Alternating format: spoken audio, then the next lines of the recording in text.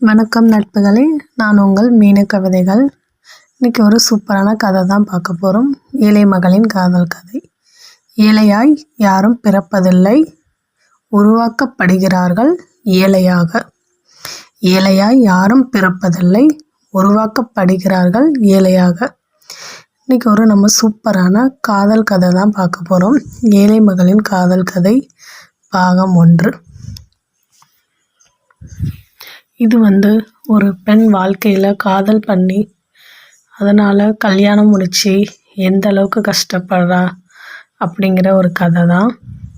இந்த கதை பிடிச்சிருந்தா இதை நீங்கள் ஸ்கிப் பண்ணாமல் பாருங்கள். அடுத்தடுத்து இது மாதிரி கதை வேணும்னா எனக்கு கமெண்ட் பண்ணுங்கள். இப்போ வாங்க நம்ம இந்த கதைக்குள்ளே போகலாம். பூவலூருங்கிற கிராமத்தில் கண்ணன் பூமாரிக்கு மகளாய் பிறக்கிறாள் இந்த கவிதா. கவிதா பிறந்த உடனே அவங்க அப்பா லட்டு கொடுத்து ஊரே கொண்டாடுகிறாங்க. ஏன்னா தனக்கு ஒரு தேவதையே பிறந்ததாக நினச்சி அவங்க அப்பா கொண்டாடுகிறார். ஆனால் இவர் ஒரு ஏழை தான். கிடைக்கும் வேலையை பார்த்து அன்னன்னைக்கு கூலி பிழைப்பை ஓட்டிக்கொள்பவர். இவருக்கு ஏற்கனவே ஒரு ஆண் குழந்தை இருக்கிறது. 2வது பிறந்தவள் தான் இந்த கவிதா. இவர்களின் வாழ்க்கை நன்றாக சந்தோஷமாக தான் போய்கொண்டிருந்தது. இவர்களுக்கு 3வதாக ஒரு ஆண் குழந்தை பிறக்கிறது. அந்த நேரத்தில் இவர்கள் படும் கஷ்டத்தை சொல்ல முடியாத அளவுக்கு கஷ்டத்தை உருவாக்குகிறது. தன் வீட்டில் இருக்க பண்டம் பாத்திரங்கள் எல்லாத்தையுமே இழந்து, வேலை இழந்து மிகவும் ஒரு கஷ்டமான நிலைக்கு தள்ளப்படுறாங்க. அது வரைக்கும் நல்லா வாழ்ந்துக்கிட்டு இருந்த அந்த குடும்பம் ரொம்பவே கஷ்டத்தை அனுபவிக்க போகிறாங்க. அந்த கஷ்டத்தை தாங்க முடியாமல் அவங்களுக்கு என்ன பண்ணானே தெரில. ஆனால் 3 பிள்ளைகளையும் கரை சேர்த்து காப்பாற்றணும். இதுக்காக கண்ணன் ஊரை விட்டு வெளியூர் போயிட்டு வேலை பார்க்கணும்னு சொல்லி முடிவெடுக்கிறாரு. குழந்தைகளை எல்லாம் விட்டுட்டு வெளியூரில் போய் வேலை பார்த்து அப்பப்போ பிள்ளைங்களை பார்த்துட்டு போகிறது தான் வழக்கமாக வச்சுருந்தாரு. இந்த நேரத்தில் பசங்களை ஸ்கூலுக்கு சேர்க்குறதுக்கு அவங்க அம்மா ஸ்கூலில் போய் சேர்த்து விடுறாங்க. ஆனால் இவங்க ரொம்பவே ஏழைங்கள். ஸ்கூலில் சேர்க்குறதுக்கு ரொம்பவே கஷ்டப்படுறாங்க. ஸ்கூலில் சேர்த்து படிக்க வச்சா ஸ்கூலில் இருக்க எல்லாருமே இவங்கள ரொம்பவே கிழிந்த துணி, கிழிஞ்ச ட்ரெஸ் போட்டிருக்கறனால ரொம்ப எல்லாருமே ஒரு மாதிரியாக பார்க்குறாங்க. இதனால் கவிதா டெய்லி ஸ்கூலுக்கு போக மாட்டேன்னு அழுகிறா. அவளுக்கு ஸ்கூலுக்கு போகவே பிடிக்கலை. எல்லாருமே அவளை கிண்டல் பண்ணிக்கிட்டே இருக்காங்க கிழிஞ்ச ட்ரெஸ் போட்டு வர்றதுனால. அவளோட அலங்கோலத்தை பார்த்து இதில் டீச்சருங்களும் அவளை வெறுக்கிறாங்க, ஏழைன்னு சொல்லி குத்தி காட்டுறாங்க. இதனால அவள் ரொம்ப மனசுடைஞ்சி தன்னால் படிக்கவே முடியாதுன்னு சொல்லி ஒரு நிலைமைக்கு போகிறா. ஆனால் அவங்க அம்மா பூமாரி அவளுக்கு ஒரு ஆறுதல் கொடுத்து அவளை ஸ்கூலுக்கு அனுப்பி படிக்க வைக்கிறாங்க. தன்னோட 5ஆம் வகுப்பு வரை அவள் அந்த ரொம்ப துயரத்தோட கஷ்டப்பட்டு படித்து முடித்து 6ஆம் வகுப்பு செல்கிறாள். அதன் பிறகு அவளுக்கு கொஞ்சம் நல்ல நண்பர்கள் கிடைக்கிறாங்க, தோழிகள். அந்த தோழிகளோடு சேர்ந்து தன்னோட மனசில் இருக்க கவலையெல்லாம் மறந்து, தன்னோட கஷ்டத்தை மறந்து ஒரு நல்ல படிப்பை தொடர்றா. இவள் படிப்பெல்லாம் தொடர்ந்து 12 வரை படித்து முடிக்கிறா ஒரு வழியாக. இவள் 12ஆம் வகுப்பு படித்து முடித்த உடனே வீட்டில் இவளை வேலைக்கு சேர்த்துட்றாங்க. மேற்கொண்டு காலேஜ் படிக்க வைக்க முடியாத காரணத்தால் தன்னால் காலேஜ் போக முடியலைங்கிற வருத்தம் ரொம்பவே இருந்துச்சு அவளுக்கு. இருந்தாலும் அவங்க வீட்டில் படிக்க வைக்க முடியாத சூழ்நிலை. 12ஆம் வகுப்பு வரை அரசு பள்ளியில் படித்துட்டா. இதுக்கு மேலே நம்மளால் படிக்க வைக்க முடியாதுன்னு அவங்க அம்மா பூமாரி சொல்லிடுறாங்க. அவங்க அப்பாவும் வெளியூர்லேயே தான் வேலை பார்த்து இவங்களுக்கு பணம் அனுப்பிவிட்டு அப்பப்போ பார்த்துக்கிட்டு இருக்காங்க. சரி, இந்த சூழ்நிலை இன்னும் குடும்ப கஷ்டமாக இருக்கனால அண்ணனும் வேலைக்கு செல்கிறான். நீயும் வேலைக்கு போனால் நம்ம குடும்பத்தை கொஞ்சமாவது சாப்பிட முடியுமா அப்படின்னு சொல்லியும் கவிதாவும் சரின்னு சொல்லி வேலைக்கு போக ஒத்துக்கிறா. கவிதாவை போய் அவங்க அம்மா ஒரு டெய்லரிங் கடையில் தான் விடுறாங்க. அவளுக்கு தையல் பயிற்சி கற்று தைக்கிறதுக்காக. அங்கே போய் அவளும் கொஞ்சம் கொஞ்சமாக தச்சு பழகி கொஞ்சம் கொஞ்சமாக தைக்க ஆரம்பிக்கிறா. ஓரளவுக்கு இவங்களோட குடும்ப கஷ்டங்கள் தீர்ந்த பாடுன்னு சொல்லலாம். அன்னன்னைக்கு சாப்பிட்டு ஒரு நிம்மதியான வாழ்க்கை வாழ்கிற மாதிரி தான் போய்கிட்டு இருந்துச்சு. இருந்தாலும் இவளுடைய உறவினர்கள், அவர்கள் அப்பாவினுடைய அம்மா, இவங்க எல்லாருமே இவங்களை ஒதுக்கி தான் வைக்கிறாங்க, ஏழைங்கன்னு சொல்லிட்டு. இருந்தாலும் அந்த கஷ்டத்தெல்லாம் மனசுக்குள்ளே வச்சுக்கிட்டு இவளும் டெய்லி வேலைக்கு போய் வேலை பார்க்க ஆரம்பிக்கிறா. இப்படியே டெய்லி அவள் தச்சு தன்னோட குடும்பத்தை ஓரளவுக்கு நல்லா ஓட்டிகிட்டு இருக்கும்போது அவங்க அம்மா காதல் பண்ணக்கூடாதுன்னு சொல்லி தான் வளர்த்துருப்பாங்க. இருந்தாலும் அவளோட மனசில் அந்த காதல் எட்டி பார்க்குது. ஏன்னா இவள் ஆண்கள் யாரையுமே ஏறெடுத்து பார்க்காதவள். அதனால் இவள் புதுசாக ஆண்களோடு சேர்ந்து ஒரு டெய்லர் கடையில் வேலை பார்க்கும்போது இவளுக்குள் காதல் மலர்கிறது. ஆனால்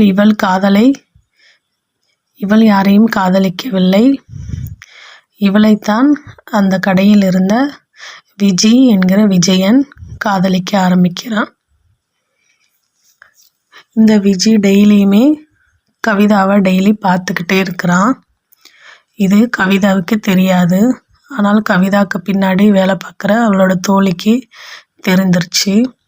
ஒரு நாள் அவங்க உங்களே பார்த்துக்கிட்டே இருக்காங்க அப்படின்னு சொல்லியும் இவளோட மனசுக்குள்ளே ஒரு இனம் புரியாத ஒரு ஆசை, ஏதோ ஒரு மாதிரியான ஒரு உணர்வு ஏற்படுது.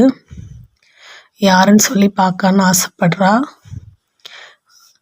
அவன் தூரத்திலிருந்து பார்ப்பதை அவளும் பார்க்கிறாள்.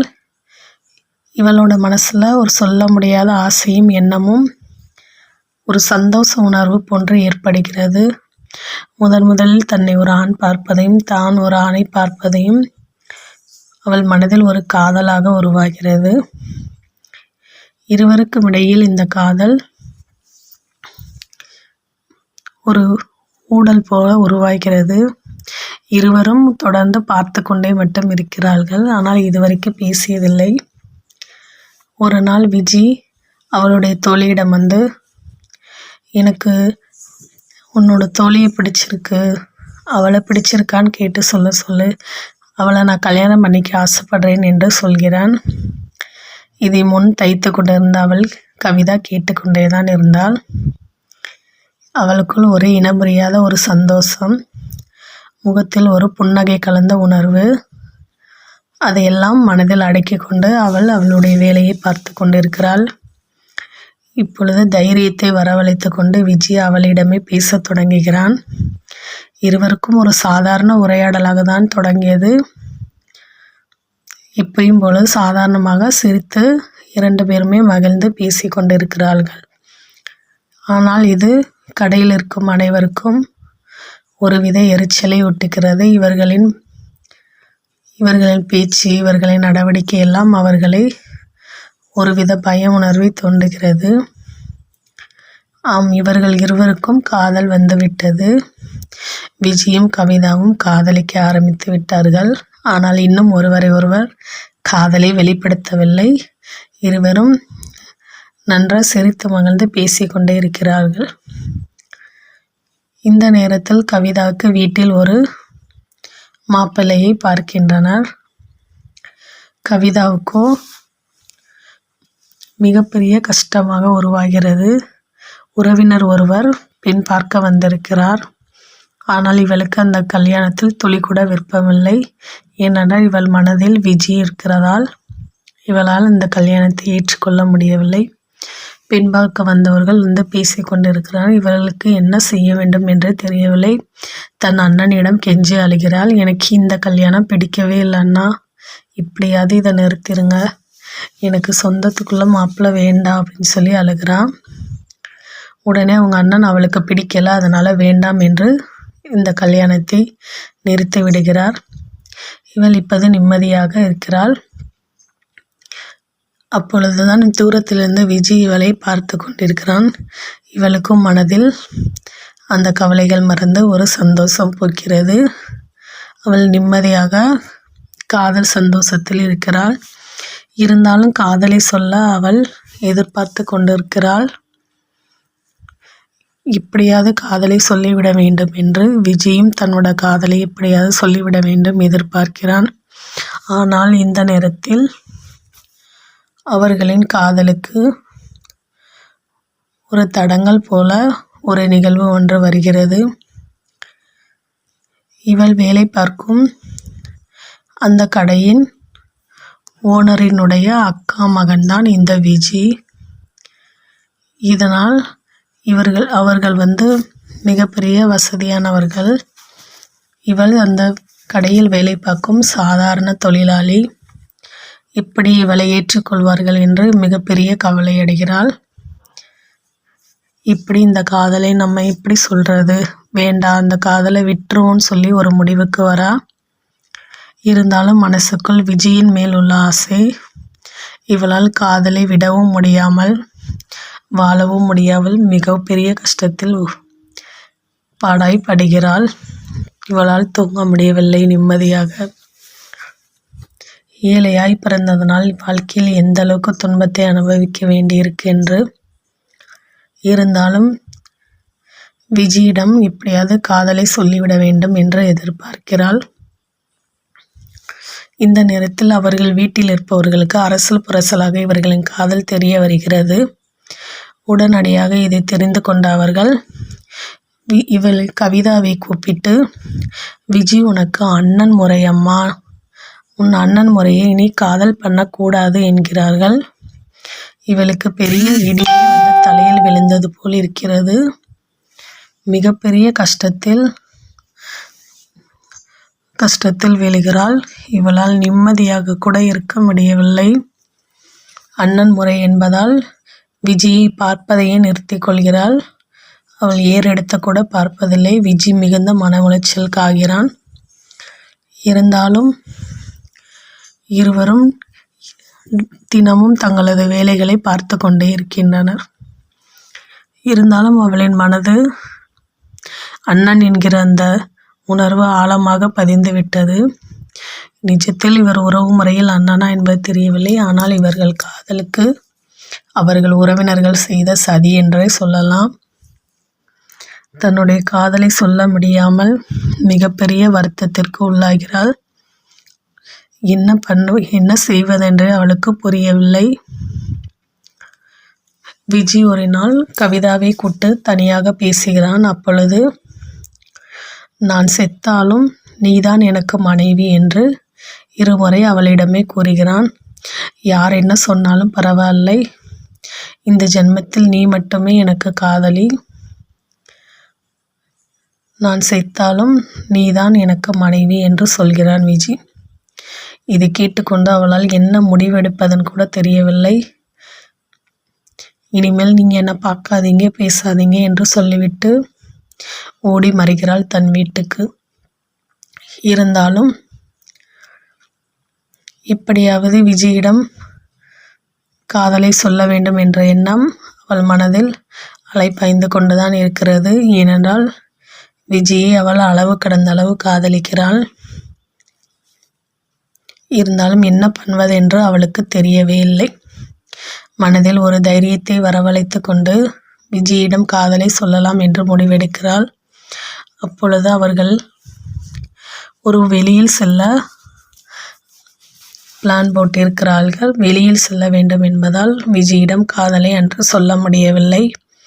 மறுநாள் எப்படியாவது விஜயிடம் சொல்ல வேண்டும் என்று ஒரு நிகழ்ச்சிக்கு சென்ற இடத்தில் அதையே நினைத்து கொண்டு கவிதா இருக்கிறாள். யார் என்ன சொன்னாலும் பரவாயில்லை, விஜிதான் தனக்கு கணவராக வர வேண்டும் என்று காதலை சொல்ல மிகவும் முயற்சி செய்கிறாள். விஜயிடம் காதலை சொன்னாலா இல்லையா அப்படிங்கிறத நாளைக்கு பார்க்கலாம் அடுத்த பாட்டில். அதுக்கு முன்னாடி நம்ம சேனலுக்கு ஒரு லைக் அண்ட் சப்ஸ்கிரைப் கொடுத்துருங்க, கமெண்ட்டும் பண்ணிடுங்க. தேங்க்ஸ்.